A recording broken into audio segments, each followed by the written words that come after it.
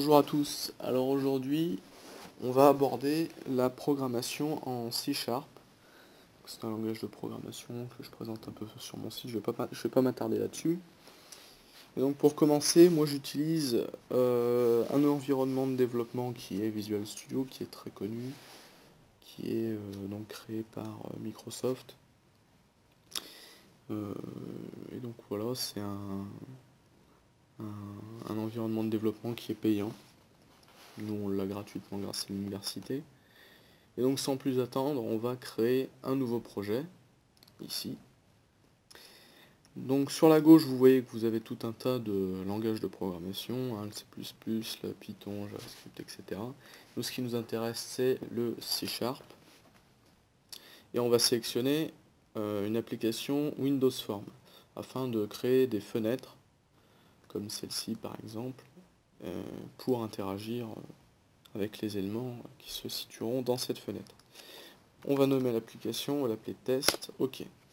Et ici, automatiquement, vous avez une fenêtre qui va se créer, une fenêtre vide, et ça sera à vous donc d'ajouter des éléments dans cette fenêtre. Ces éléments, ils se situent à gauche, dans la boîte à outils.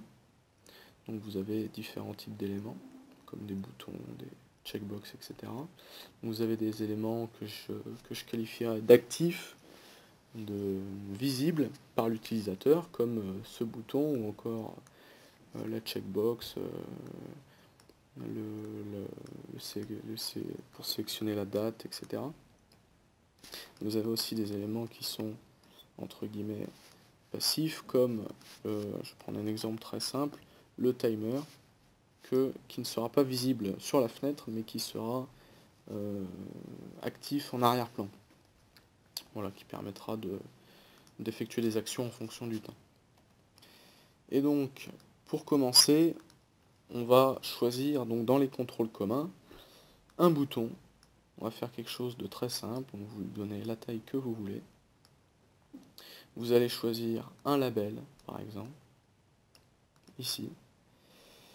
Ce bouton, on va l'appeler, donc ici, en sélectionnant le bouton ou en sélectionnant n'importe quel élément de votre environnement de travail, ici, vous avez les propriétés qui s'affichent en bas à droite. Ici. Donc là, ça c'est les propriétés de la fenêtre, de ma fenêtre, donc de forme 1, qui s'appelle forme 1, on peut l'appeler test, hein. Vous voyez que le texte de la fenêtre va changer.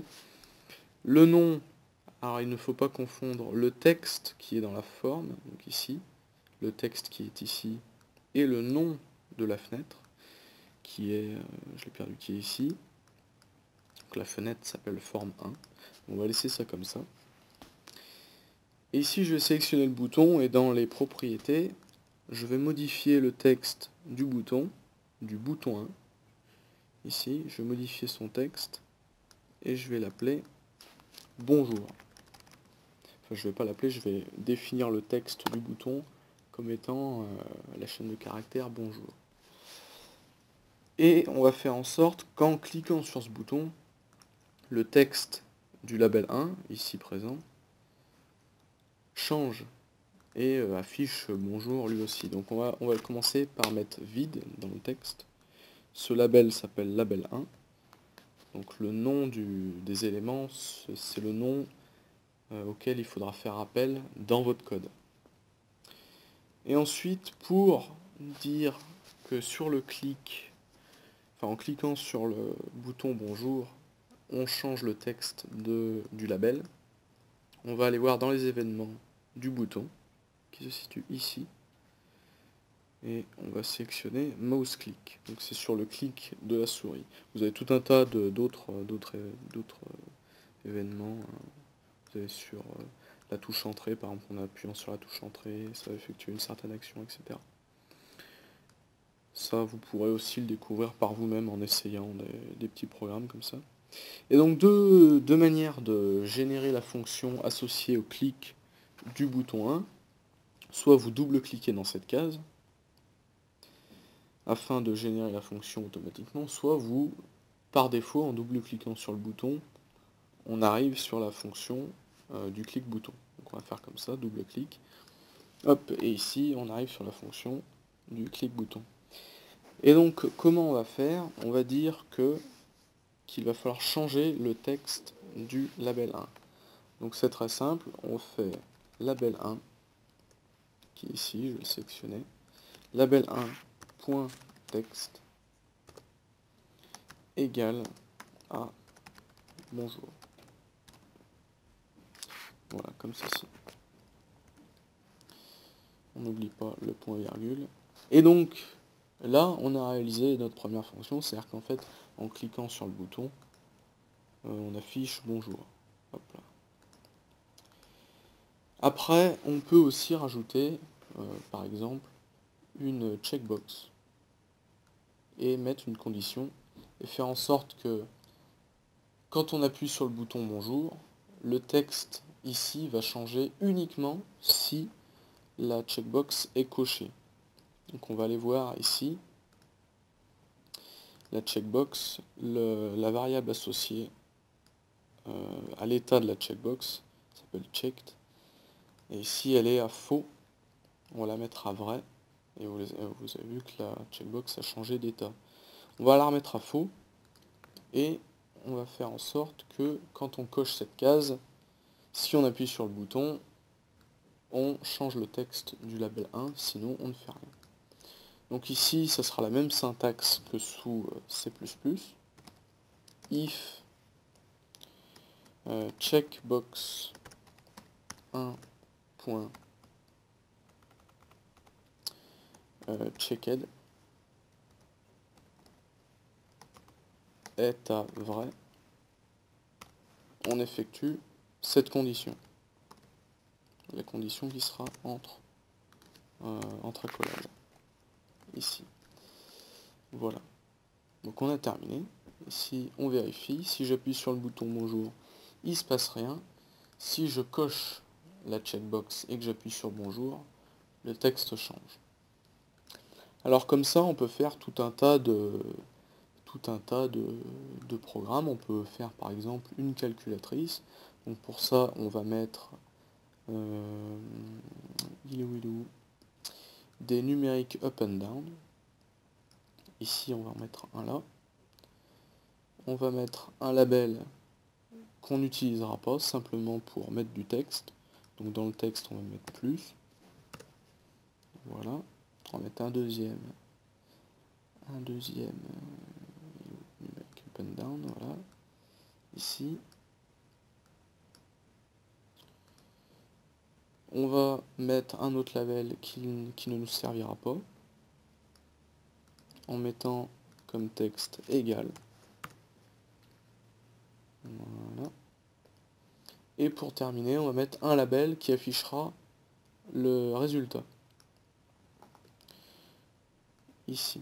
Donc ce label, on va mettre 0 comme valeur de départ.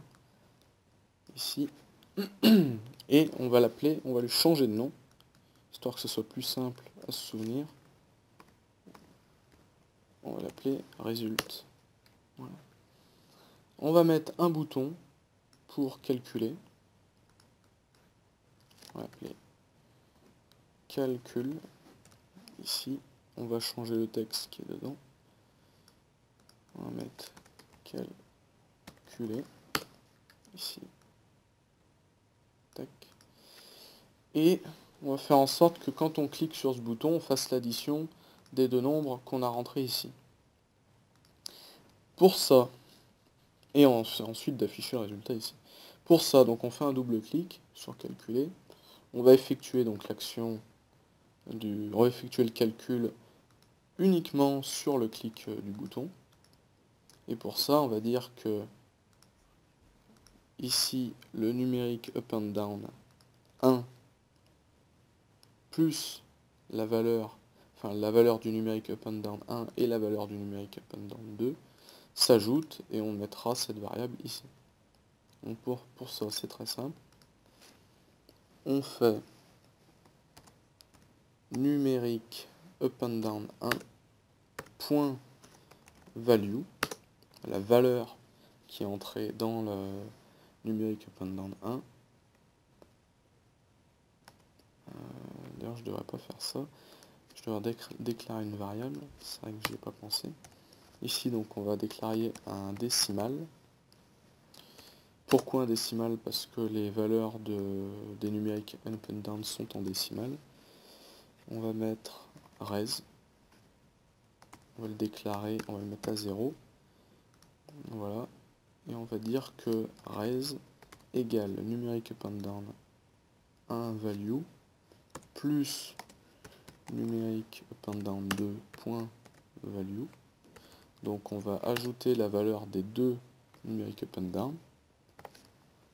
Et enfin, on va dire que le label, qui est le label 3, me semble-t-il. Ah non, c'est res. C'est result, pardon. Donc on va mettre result.text. Faut pas oublier que c'est une chaîne de caractères qu'on veut afficher.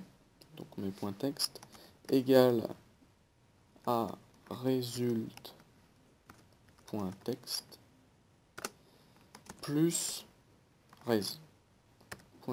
Et donc ici, pourquoi j'ai remis result.text, c'est parce que en fait result.text est de type chaîne de caractères et que res est un décimal. Et donc on va ajouter la valeur qu'on a calculée à la chaîne de caractères déjà existante.